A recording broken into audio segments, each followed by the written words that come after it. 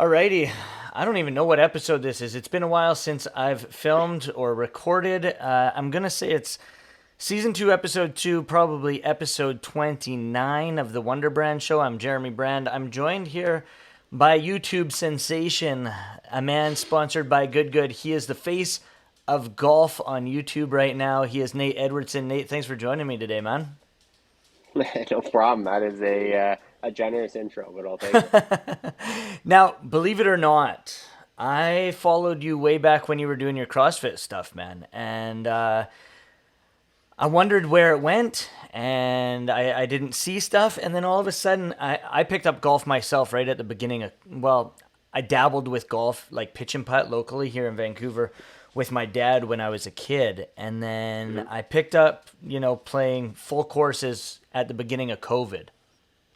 So about 3.5 years ago or so. And then I noticed popped up on my YouTube page, Nate Edwardson Golf, and I'm like, this guy looks fucking familiar, man. I'm pretty sure I've seen him before doing some stuff on YouTube. And so I sort of clocked through all the stuff and I'm like, okay, this guy did CrossFit. This guy does now he's doing golf. Man, you're all over the place. So before we get into all of that, take me back, Mhm. man. Nate Edwardson, you're here. You're in the Lower Mainland, like I am myself. Mhm. Um, Take me back. Like growing up as a kid, were you always an athlete? Yeah, sports have always been kind of my identity for sure. I grew up kind of like the usual like t-ball and soccer. I think were the first two sports I played. We had an ODR, which non-Canadian stands for outdoor rink. Basically in my backyard, like a couple houses down. So I grew up playing hockey outside all the time, all winter. Got into basketball, soccer and basketball were my two main sports for a while. And then once I got to school, high school, I started playing volleyball, beach volleyball, rugby, kind of like bunch of different sports. So yeah, that was always kind of the thing for me was sports throughout my life for sure. And then, as I said, got into the CrossFit YouTube. How did that all come about? In terms, like, were you into weightlifting? Was CrossFit a thing that crossed your mind, or was it the whole YouTube side of things that got you dabbled in it? And then you sort of thought, hey, I want to get into YouTube, and this is my avenue. Yeah, it was kind of definitely wasn't because of YouTube. I started doing CrossFit as an off-season training program for rugby. I was playing pretty high level rugby for university and then outside as well. Some provincial, some national level stuff. And so there were requirements for like lifts and all that kind of stuff. So I found CrossFit football actually, which is like a subsect of CrossFit. And I started doing that just on my own and got connected with an affiliate locally. I was going to school in Nova Scotia at the time, so just like a small one there. Ended up getting a gig coaching there, got my level one, coached full time, got my level two. I managed a gym for like 3 or 4 years. And then once I finished school, that's kind of around the time my passion for YouTube had started to develop. But YouTube started completely separate from CrossFit. Like I was making daily vlogs, very like Casey Neistat style. I made a video a day for like 300 days. Literally nobody watched them. They got like 5 views a video. But I fell in love with it. I was just like vlogging like my day of like going to school and then going to work and coming home. Like it was boring, but like I definitely developed a passion for like the format through that. And then yeah, I got an opportunity to work at a gym, CrossFit NCR in Ottawa, and do their social media as well as coach. And that was kind of my first intro into like the YouTube side of CrossFit. And then I got a couple more opportunities to work and help with some other creators in the CrossFit space. And then after about a year of freelancing and doing that, I had the idea for my first channel, and I had made a bunch of connections in the CrossFit world. So I kind of like formally started the CrossFit channel. It was the same channel that I had before, but I just started making the CrossFit content, and that took off super quick, and it became my full time thing, and it was for like 3 years. And then, so between that, then, so you obviously, as I said, moved from CrossFit to golf, which is nowhere close to being the same avenue. But your YouTube passion is exactly the same, and it seems like with the new stuff you've got going on, day in the life, which I saw you did with Matt Belcher. Patrick. Yeah, you did that with him quite a bit on the island, correct? Oh yeah, you're talking like back in the day. Yeah, Back in the day. I thought you were talking about on the Golf Channel. You guys did one No, with Mac Boucher, but no, um, CrossFit. Yeah, yeah, Pat Vellner. Yep. yeah. So you built that, and you Hmm. did day in the life, and the CrossFit news. Hmm. How did you come up with those ideas? And was there stuff on YouTube that you saw that sort of thought, hey, this is sort of a niche area for CrossFit that's not being done, and that's how I'm going to dive into it, and that's how you made it your daily thing? Or was it just, hit or miss with videos? No, I was pretty lucky. Like that, basically, like you said, the two formats I did successfully in CrossFit were both kind of like first try they worked. The only format I guess I did as well was more of the like in gym training vlogging style, which like it was okay. But the other two formats were much more successful, and I actually enjoyed them a lot more too. But yeah, the day in the life was inspired a lot by Sivan Matoson's behind the scenes series that he did back in the day. So he would do like at the CrossFit Games and regionals and stuff. He would film these like long form documentary and stuff, where it was basically just like him asking questions. And so that was kind of my inspiration a little bit for the Day in the Life series and how I wanted to do it, because like the idea for doing like a day in the life video is not new. Obviously, that's been around forever, but most of the like day in the life videos you see on YouTube are like edited down to like 20 minutes that are just kind of quick things. I wanted to like really show like a lot of stuff that you wouldn't get to see, and like the longer you let the camera roll, the more you kind of break someone down and they start to say things they might not like, not like a gotcha kind of say things, but Yeah. just like they start to open up and like talk about things in less surface level. Um, so that was kind of my like idea for it, and it definitely worked. And then the new stuff in CrossFit was kind of accidental. Like I was making near daily videos during COVID, and I was just like filming training, and those were doing okay. But every once in a while, at the end of a vlog, I would just like talk about a topic in the CrossFit world if something happened, and those videos started to do better. And I was getting feedback that like a lot of people were tuning in to like just like watch that, and it was hard for me to wrap my head around, because like I got super into YouTube through Casey and vlogging. And so in my brain at the time, I didn't understand that YouTube could be more than vlogging. Like there were other there, because this was still, you know, 4 or 5 years, 5 years ago now, probably 4 or 5 years ago. So YouTube has evolved a lot. Like now there's like a bunch of different formats and a bunch of niches, but like even 5 years ago, it felt more like there was like one way to do things successfully. Yeah. And but yeah, eventually once I kind of like realized that like, oh no, this is actually like what I like doing and what people want and something I'm naturally good at, then I kind of started to shift more towards the like commentary side of CrossFit. And yeah. Which is sort of like Keemstar style, news blips and stuff, or you developed your own style, would you say? Um, I don't know. Like I just kind of reported on the space, I guess, and like the way I make my videos, even now in the golf world, is like if there's something I'm interested in or something that I think is, you know, a conversation you would have with your buddies if you all watched, say, Good now, or back in the day, if you all watched, you know, that regional event in California, like the topics that you would just be like, oh, why did they do this? Or how does this make sense? Or like, why would they do this? Like, I just basically like have those conversations, but on camera. And people tend to, you know, relate, I guess, and like click with that. And yeah. When did you know then that you could take this full time? Like what talk me through that day. Uh, it really wasn't like anything like overly thought out, man. It was like I was doing, so I was freelancing. I'm an all or nothing kind of guy. I always have Yeah. been. So as soon as I started making money freelancing, I quit working at a CrossFit gym, just like point blank. So I had no steady income, and for like 8 months to a year, I just freelanced, but I was like loving it.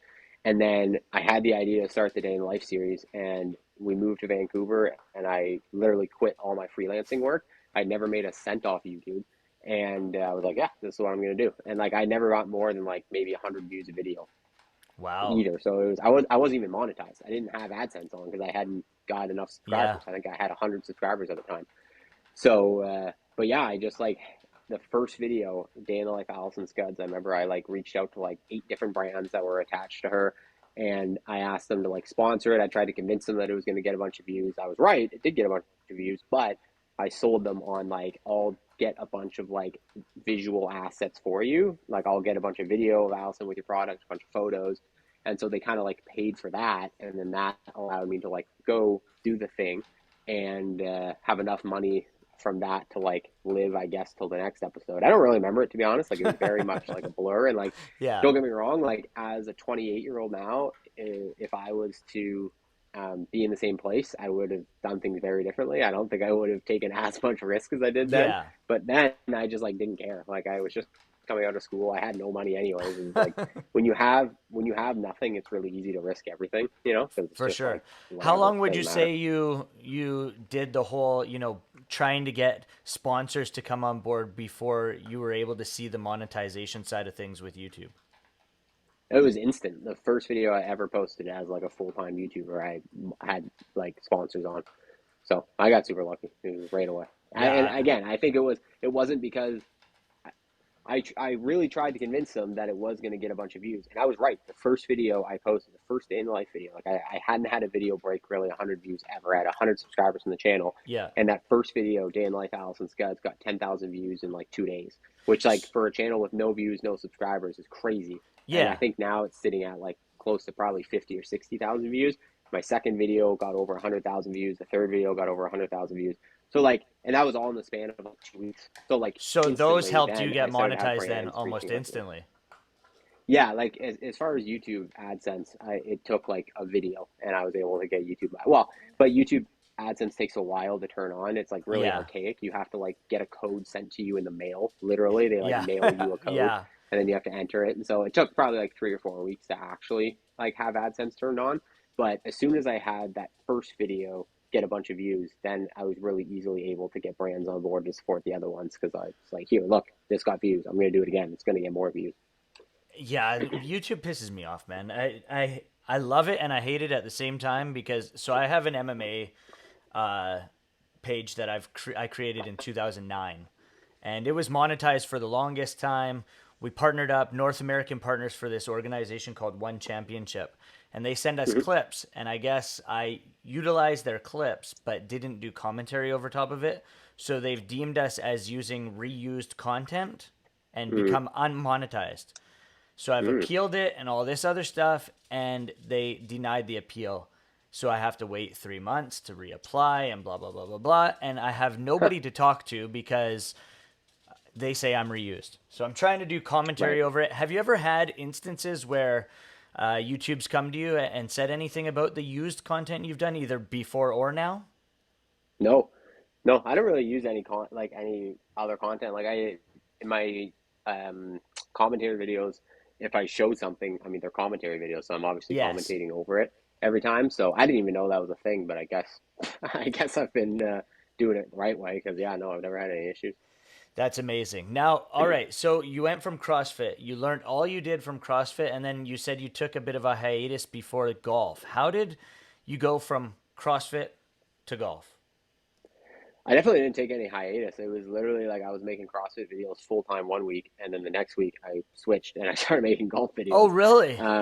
Yeah, yeah. There was no planning. Like, it wasn't intentional at all. I had no plan around it. Like, I hadn't been thinking about it. There was nothing. It literally was. I was making 5 videos a week on the CrossFit channel. That was my full time thing.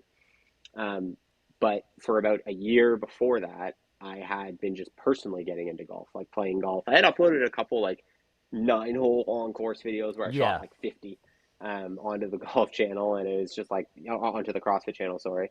But they obviously didn't do well because it was a different audience, and so I just like stopped that. And I was making the CrossFit videos, yeah, literally like 5 videos a week, and it was 363 days ago that the Grant and Micah news broke, and I was a fan of YouTube Golf because I'd been a golfer then for about a year. So I saw that and I was like, this is crazy. Like, why would they leave the group? I had all these questions, and then as a YouTuber, I felt like I was like really curious, because I was like, you're part of the biggest entity. There's a lot of bleed off. Like, it would help with your recommendations. Like, why would you ever leave? And I was talking to my wife about it, and she's like, I was just basically like, I want to make something. I was like, maybe I'll just like make a TikTok.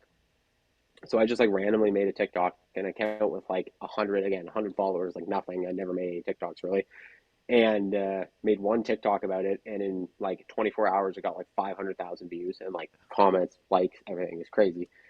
So the next day, I was like, huh, okay, maybe I'll try a YouTube video. And so I just basically like took everything I did in the CrossFit world format wise and just lifted it and dropped it onto a new channel. 0 subscribers, 0 views. Posted a video, basically same thing, just like talking about Grant Michael leaving. And went to bed that night and had maybe like 5 views. Woke up the next morning, it had, I don't know, maybe like 500 views. And I was like, wow, all right.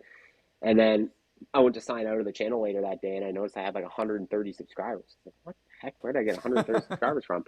And I looked, and the video was at like 7,800 views. I was like, oh my goodness, what is happening? And so anyway, went to bed, woke up the next morning, so about 48 hours later, and it was at like 50,000 views. And I was like, oh my goodness. And like, literally, man, like I said, I'm an all or nothing kind of guy. I'm not exaggerating. I was uploading about 5 days a week on average to the CrossFit channel. I had that one video 363 days ago go viral, and I immediately stopped uploading to the CrossFit channel, and I immediately started uploading full time to the golf channel. Like, immediately. That's insane. Did people from the CrossFit channel question you at all? Like, did you get messages and whatnot and Oh, be yeah. like, yo, where are you at, man? Hmm. Yeah, for sure. I've probably posted like, I don't know, I'm guessing at the number, but definitely less than I think 10 videos in the last year on the CrossFit channel. And every time I post now, it's like there will be like, oh, I like miss you or like Yeah. whatever. Like for a little bit, people definitely didn't know what happened. But at the same time, it's like, it's not like I was like, I don't know. I don't know. I don't know. I never really like paid attention, I guess. What I about was any of the very just like pros? focused. What about any of the pros that you did, the day in the life of with? Did any of them reach out to you or anything? No. No, I don't think so. I mean, content creators, yeah. Like I Yeah. talked to Craig Ritchie about it at the beginning. I talked to a couple other guys like on the content side who are like mainly just because I was like, look at this, like Yeah. this is crazy. Like I think I was like maybe a week and a half, 2 weeks in to the golf channel, and I was pulling like 275,000 views every 48 hours. Like it Insane. was actually insane. I was like, it didn't even feel real. Like I was like, how is this happening? So I was just like sharing data with guys and just being like, this is insane. And they're like, good for you, man. Like, go do it. Cause like CrossFit's also like, it's slowed down so much, dude. Like it's a very different ecosystem than it was back in like 2013, 2015, whatever. So, Yeah, and it definitely didn't have the golf YouTube sphere right now, if we call it mhm, that or whatever you want to call it, has definitely blown up within the last year and a half, 2 years. Since you mhm, started, even it blew up even more.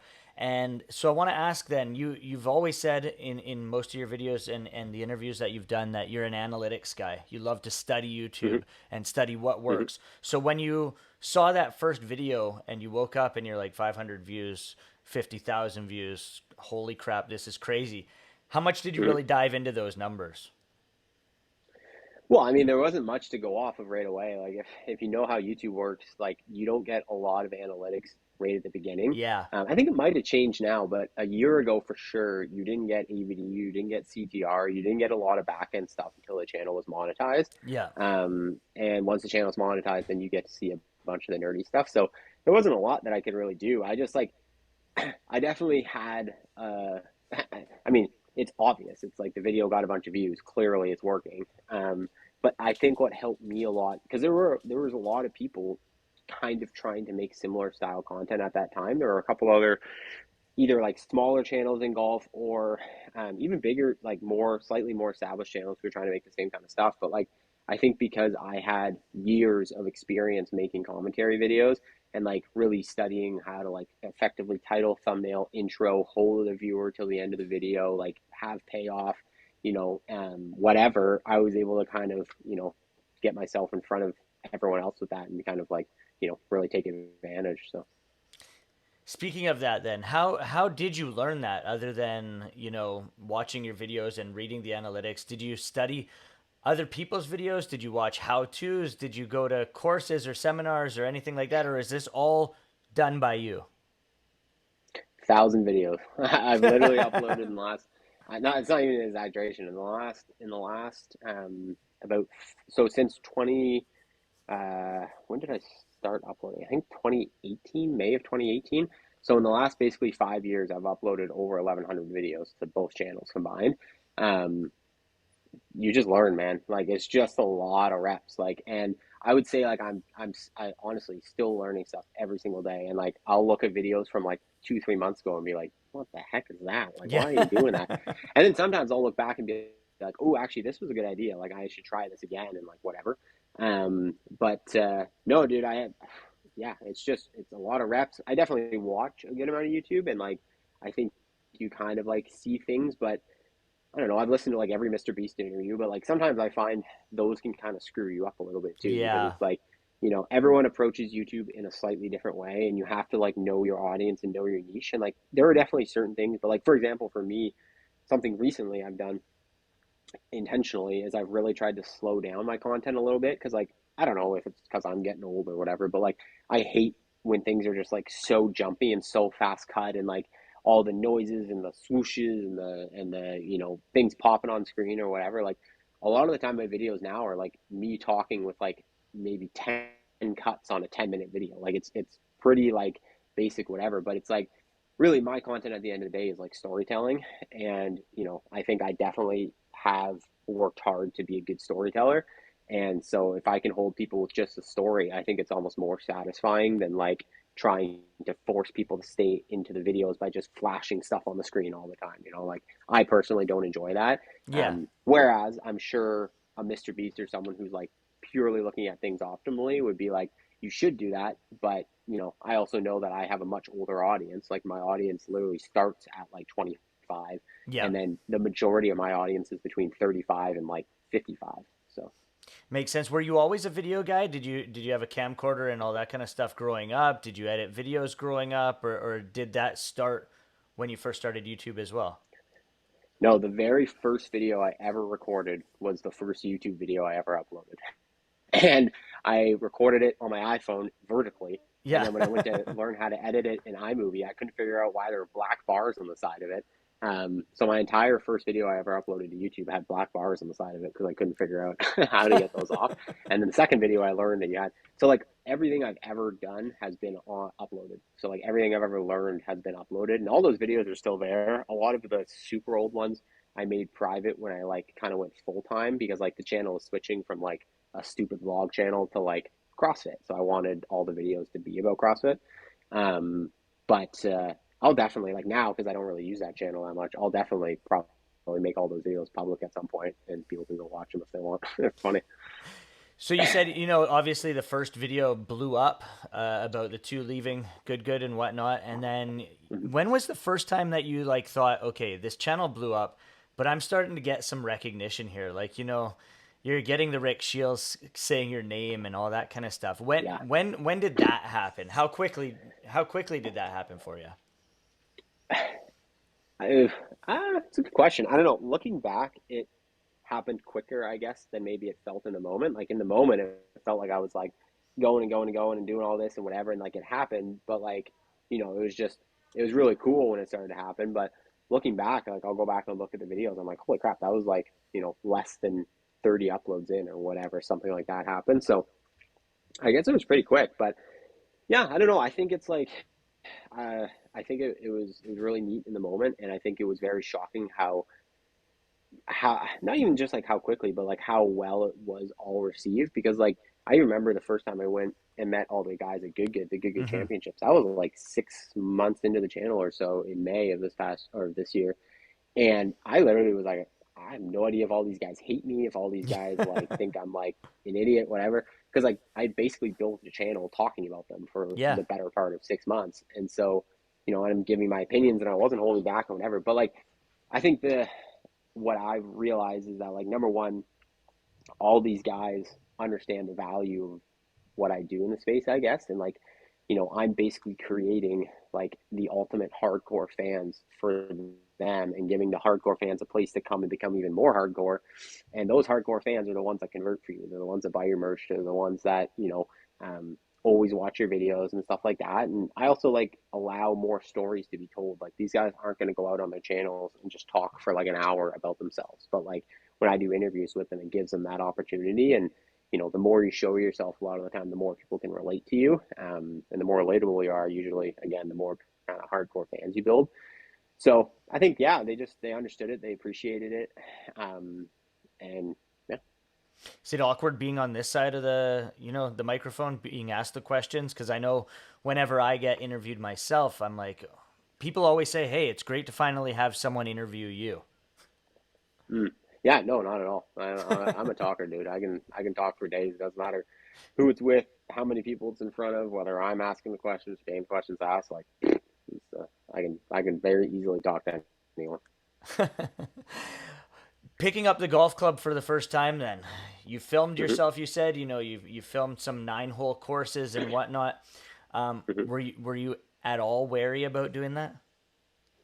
No, not really. I mean, I've always just like YouTube for me is to this day. It's just like even if I wasn't getting paid, I'd still be doing it. Like I love making YouTube videos, and that's because I make videos about things I'm interested in, and I make the videos I want to make, and I make videos I enjoy making. Like so. Even when I was on the CrossFit channel, and I was starting to get into golf, like yeah, the first video I filmed on the CrossFit channel, golf video, was probably my like literally my like seventh ever round of golf at like essentially a glorified pitch and putt, like a 9-hole muni course in Nova Scotia.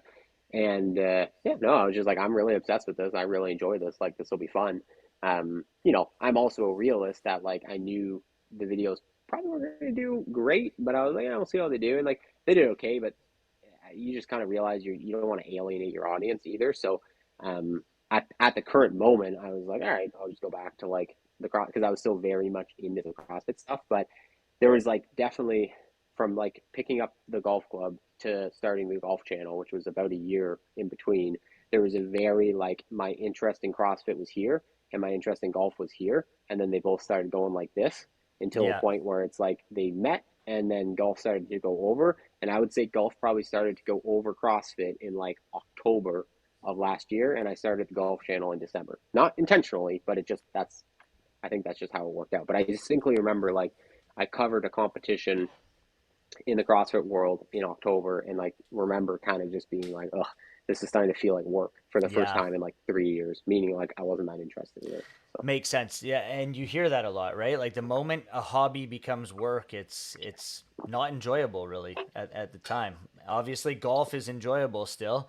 I'm sure it's paying the bills, like you say. You've been good at. You said you're great at talking, and you've been good at making the connections in terms of sponsorships and all that. So you went to Good Good. I'm sure you contacted them. You are wearing the hat now, and you've got the whole collab deal going on with them. You're a good athlete.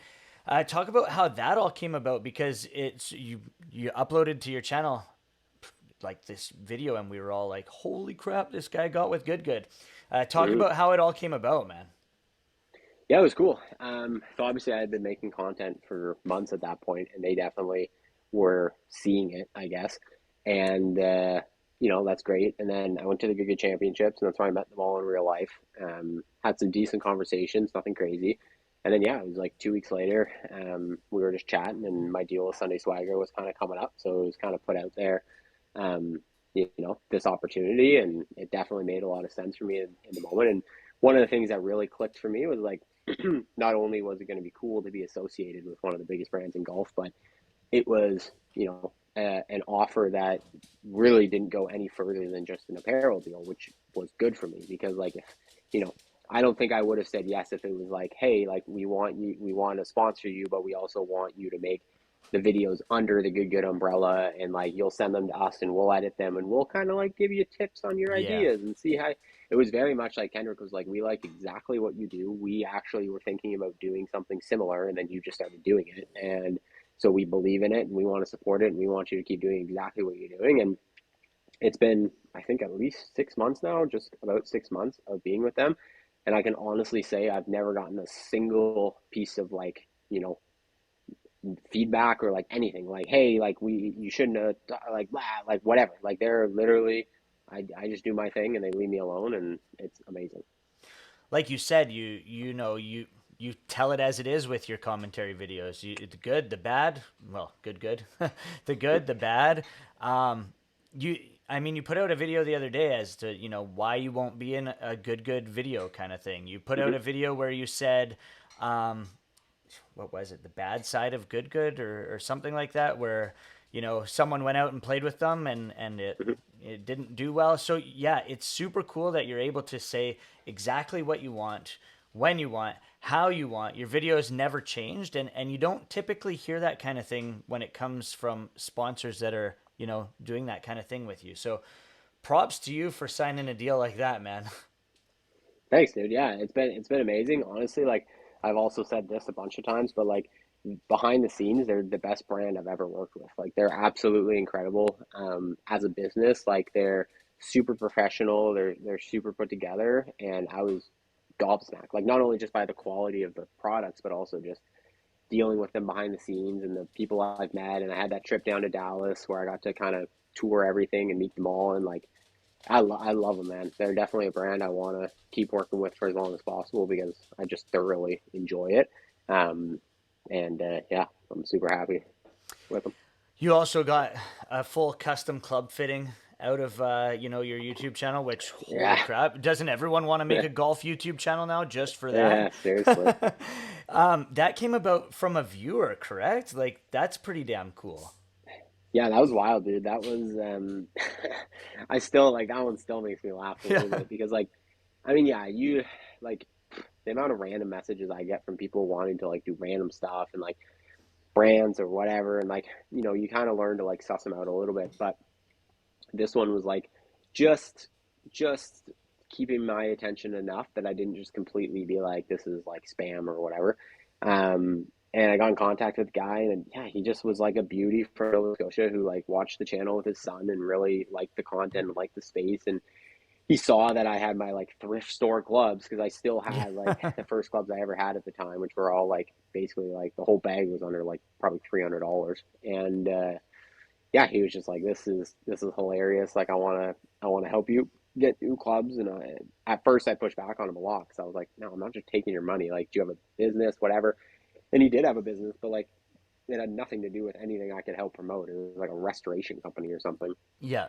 And but he was like, no, dude, like I really just want to do it. And like, yeah, one day I just saw a PayPal notification and he sent me money to go get fitted, and it was just like, it's wild. Like literally just like a kind human. And I got him on a FaceTime for the video, and I like just did a quick little like, who are you? Why are you doing this? And Yeah. he was just like, he was an absolute beauty, man. He never asked for anything in return. He just like literally was like, I'm blessed to be able to do this kind of stuff, and I want to do it and help you out. And um, as almost I guess like a thank you or whatever. So yeah, it was sweet. Totally surreal too, I bet. Like crazy. And the cool what was cool about that video was not just the fact that that guy did that for you, but you're out there and you're getting those clubs fitted for you, and the guy who's doing the fittings watching you swing, blah blah blah blah blah, and you're like, yeah, I'm only a year into this. Like, dude, you've gotten so good at golf in the amount of time that you've been golfing. Really, what do you count that up to other than reps? Because like, are you watching how to videos? Have you taken lessons? What's the deal with your golf? Because it has gotten really good for a guy who hasn't golfed all that long. Thanks, man. Appreciate it. Yeah, no, I would say the only thing I can chalk it up to is like you said, reps, and then just like being athletic. Like I've always had, the probably like the best quality of my athleticism my whole life has been hand-eye coordination. That's always kind of been the thing. Hand-eye, foot-eye, whatever it is. Like I could always kind of make objects do what I want. I could catch things really well. I could throw things really well. So I think just translating that into the golf swing, it took time because golf isn't as easy as like, every other sport I ever did, I picked up the whatever it was for the first time and I was always pretty good at it pretty quickly. Golf definitely took a while. And like, I know for sure, relatively compared to someone else who's been golfing for 2 years, I'm much better, but I still like it. How good I've gotten at golf still doesn't feel anywhere near how, like, for example, for rugby, I started playing rugby in the summer going into grade 12. And within a year and a half, I was on the national team. So like Wow. my like speed at improvement in that was like infinitely faster. Like I couldn't even like win a club champ. I couldn't even come top 10 at a club Yeah. championship right now Yeah. probably. So like I'm nowhere near as good at golf as I was at other sports, which is cool. And I think that's why it's like kept me hooked so long is because it's like, this is the first time in my life I've ever like, although I have gotten, again, I know people always get pissed when I say I'm like, I'm average or whatever, because I feel that way. I think it's just relative to like, how quickly I excelled at other sports versus how what feels like slowly I'm excelling at golf. Well, there's so many minute details that go into golf, man. I mean, it's Hmm. crazy. And you could play the same course 5 days in a row and hit completely different every single time you swing the club, right? Now, I know Hmm. you said in that video of yours, like I just mentioned, that you'll never play in a good video, but with the progress that you've done in your game, there could be a possibility.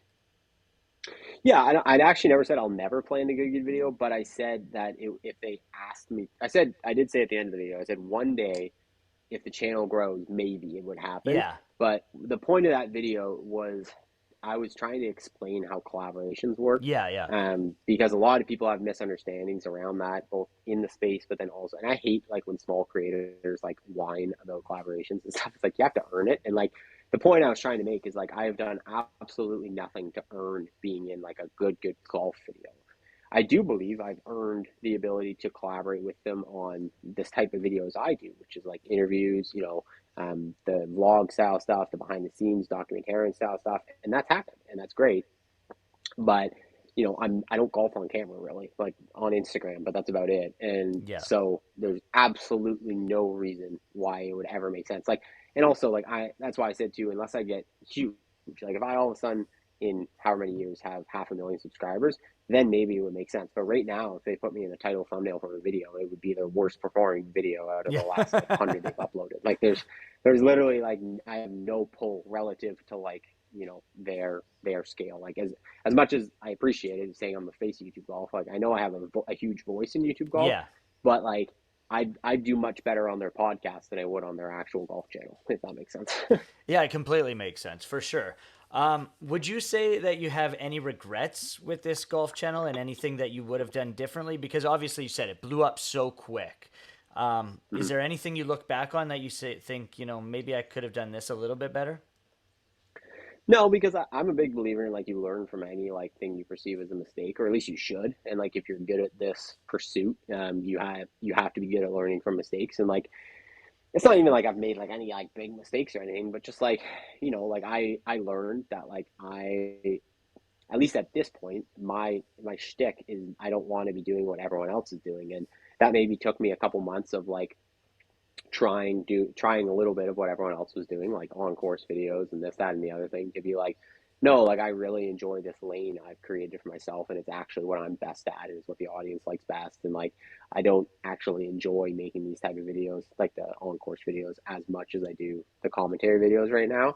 Again, not saying that won't change at some point, but for now, like I really, this is what I enjoy doing. So, that it took me time to learn that, I guess, but like that time is also good because then I learned it, so.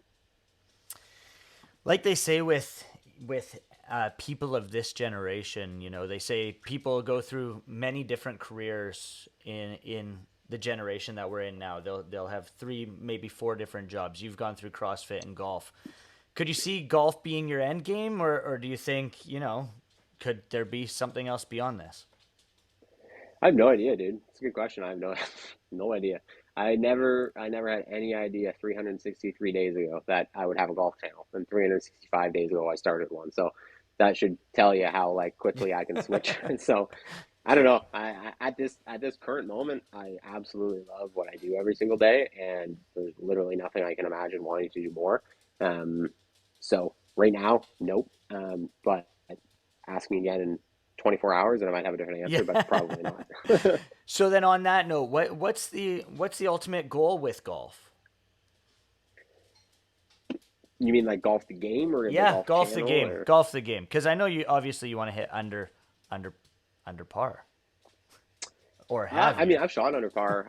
I haven't shot under par across 18. I think the best I've shot at 18 is even. I've shot even twice. And I've shot under par on camera across nine. But yeah, no, I don't really have any. I think when I first started playing golf, I was more like um, I wanted to, try to drastically improve and whatever. But I think the more I've played, the more I've realized that like I just enjoy it so much more when I'm just like having fun and playing, and like I know I'm athletic enough and I'll like learn as you go, and I'll have a steady enough rate of improvement. But I would say as far as playing goes, I have absolutely zero goals. I just I want to keep enjoying it. That's kind of the biggest thing, especially right now. You know, if I stopped enjoying golf, that would be a problem for Yeah. my career. So, yeah, keep it fun, I guess, would be the biggest goal. For sure. And I guess you said you're a live by the day kind of guy. 24 hours from now Mm-hmm. could be completely different. So then, do you have ultimate goals for your YouTube channel then? Like, do you have a plan for the next, say, 3 months, 6 months? They always say write things down and whatnot. Or are you just a guy who is, tomorrow I'm going to upload this video? I tell you right now, I don't even know what I'm going to upload tomorrow. I wake up tomorrow and I figure that out. So yeah, no, I'm definitely the exact opposite of like probably what everyone would tell you to do, and like I don't necessarily think it's optimal, but it's just what works for me. Like I think too, like the majority of my content being like the commentary stuff, like, I don't write a script for it. I don't sit down and think about it for too long. I get the idea. Once I get the idea, I write a title. Once I write the title, I make the thumbnail. Once I make the thumbnail, I hit record and I talk for, if the video is 10 minutes, I've probably talked for like 10 minutes and 43 seconds. Like I don't cut much. It's pretty much just right off the top. And I think in order to do that, I want like the least amount of noise in my brain as possible. So it's just like kind of clean slate. Like here's something that inspired me, and then let that inspiration kind of manifest into words. And then I like verbal diarrhea my way through 10 minutes of a video, and then it just kind of comes together at the end, which is good. Um, but yeah, right now I have a little bit of a plan for the next month just because I'm going to take like probably 2 weeks off in December. So I'm Mm-hmm. banking. I'm going to do a bunch of interviews in the next couple weeks that I'm going to release, which are cool. I think I don't know. I say this now, but I might change my mind. But I think it could be cool to do, if I'm around the golf space still this time next year, do like annual recaps almost with creators. And so, yeah, I'm doing a bunch of interviews with a bunch of big dogs over the Nice. next couple weeks to release over the holidays that are just going to kind of be, yeah, just like updates on where they're at and what their plans are for the next year and stuff like that. So, Touching on what you just said then, and not necessarily about what you're doing, but the way mhm. you do it. So you do title and thumbnail before you even hit record, eh? My biggest piece of advice to anyone ever, whether they, and I, dude, I do, I don't really have any other gigs, but the one other kind of like side gig I guess I have is I do a little bit of consulting work with other creators in the Okay. space, and it's all around ideation. Um, so I help them like develop ideas, and my number one piece of advice to them as creators with hundreds of thousands of subscribers, but also to creators with one subscriber, is you have to figure out the idea first. The idea is king. The idea is the most important thing in the world. And next to the idea is the packaging, because the packaging is the first thing people see. If people don't click on your title thumbnail, it doesn't matter how good your video is, it's going to do horrible. Like you have to have a great title thumbnail to get people in. Then what a lot of people who don't study YouTube realize is that it's equally important that your video is also great, because if you truly, like, the term clickbait is an old YouTube term that, back in the day, YouTube, the way it worked is it was pure, their recommendation algorithm was purely based off CTR, click through rate. So if they showed your title thumbnail to someone and they clicked on it, no matter what, after that they would then be like, okay, we need to recommend this to more people, and then they recommend to more people. So like you would have people back in like 2007 who would make a video that was like how to build a bench, but they would title it "girl with big tits," and then the thumbnail would be like a girl's big breasts. And then it didn't matter that the content had absolutely nothing to do with the title thumbnail. YouTube still blew it up. Oh Whereas my now, if you God. tried to do that, like if I made a video talking about, I don't know, let's go Tiger Woods at the Hero Award Challenge, but I titled it Garrett Clark says he hates Micah Morris, then literally what would happen is like for the first 5 minutes, I would get a bunch of views, a bunch of people would click, and then you would not believe how quickly the video would just tank. And it would be like a 10 to 10. It would be the worst video I've put out in the last 100 videos, because YouTube would see that people were clicking on, realizing the title thumbnail in no way represented what I was talking about. So people clicked off right away and the video tanked. So it's like, that's the other thing too, is like you need to have a great title thumbnail, but part of having a great title thumbnail is it has to also then lead into your video in a way that holds people for it. Because if they just click off, then it actually hurts your video more than it helps your video. So that's, I think a lot of people don't quite understand what that word really means and how YouTube works.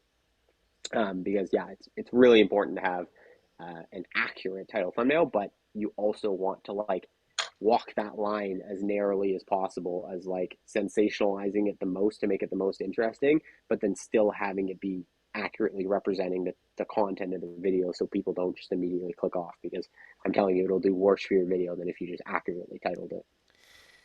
Wow, we're getting some knowledge here, folks. So going to that, and I know that those the guys at Good and Rick Shields and all those guys, the reason why they clicked on you originally was because of your thumbnails, right? Because I Mm-hmm. heard a few of those guys say, "Dude, this guy's got great thumbnails." That's got to be Mm-hmm. pretty cool. Yeah, I mean, I would say it's definitely, like I said, when I work kind of like consulting gigs in YouTube, it's always about ideation. So it's like I don't deal with production. I don't deal with, how to make the actual like in video experience better. I deal with like how to come up with great ideas and how to package those ideas, and then how to let those ideas kind of flow throughout the content. So it's just, I think it's always just been like what I've been, I don't know, but it's tough to say it's what I'm best at, because I think too, like my ability, I really do think my ability to just like off the top of the dome, like tell a story that holds people for 10 minutes is probably equally as important as well, to the success of my content. And like, I don't know, I feel like both those things definitely feel like pocket superpowers, that are very helpful to have. Yeah. Sounds that way. I will not hold you those pocket superpowers for much longer here. I No worries. appreciate the time, my friend. I guess I'll call you my friend since we talked for about 45 minutes here. But Sure. obviously, from CrossFit to golf to YouTube, we've covered the gambit here. He is Nate Edwardson. I wish bigger things for you next year, man. As we said, 363 days. This has been going on. I've watched almost every one of your videos over the past however many months it's been, and I think you're doing huge things, way bigger than what you expected throwing it up there 363 days ago. But hopefully 2024 brings bigger things, man, and just let people know where they can find you if they don't know, but it seems like a lot of people do. And what you got planned next, man? Yeah, thanks, dude. I appreciate you having me on. Everything is just under my name, Nate Edwardson. Um, and yeah, next, heck if I know, man. I don't know. I'm just gonna keep making content. Yeah, I don't know. I think I really do enjoy the format I currently have going. But I have lots of cool opportunities, man. And I think, the day in life series, I guess, would probably be something that in 24 I'm gonna try to do more of. I personally don't love traveling. So like it's always tough for me. Like I don't really ever get excited about travel. Typically when I get somewhere, I have a good time, but it's still like I'm a homebody. I kind of like to just be home. So we'll see. We'll see how many of those I actually knock out over the next year. But it is a series I really enjoy making. So I'll have to figure that out. But yeah, no, just keep uploading when I have ideas, I guess. Final question then. When's the next tea time? Where are you playing? I haven't played golf in a while. Like I said, I was battling a bit of a stomach bug for the last like week. Plus the weather here is just like crap. But Yeah. I actually today went to the range and I got some like winter gloves. Like FootJoy makes these like semi-insulated like winter golf gloves. Um, so mentally, I'm pretty committed to going back out again, and playing. I've been hitting the range a little bit, but yeah, I feel like there's a bit of a, especially because towards the end of the summer I went to Texas, so I was like playing in like extreme heat, and then I came Yeah. back and it was like starting to be like 10 degrees, and I'm like, you can't play golf in this. Like, there's always that kind of like you can't play golf in 10-degree weather, and then you eventually are like, well, you can. I just got to wear like a sweater, a jacket, like insulated pants and gloves, and like the ball, like what I used to hit a 4 iron, or sorry, what I used to hit a 9 iron, I now have to hit a 4 iron, which like Yeah. really sucks. Um, but yeah, I have nothing booked, but I'm gonna try to get out probably this week. When you say you can't play in it, we play New Year's Day every year. Rain, Oh, shine, cool. dude. It's like last year was torrential downpour, so you can do Yeah, it here in BC, man. yeah, you definitely can. I posted my story today that I'm like thankful that I do live in the one city in Canada where you can play golf all year round. So you definitely can. Nate, thanks a lot for joining me today, man. I really appreciate it, and have a great weekend. Sick. Thanks, buddy. Appreciate it. Good chatting with you.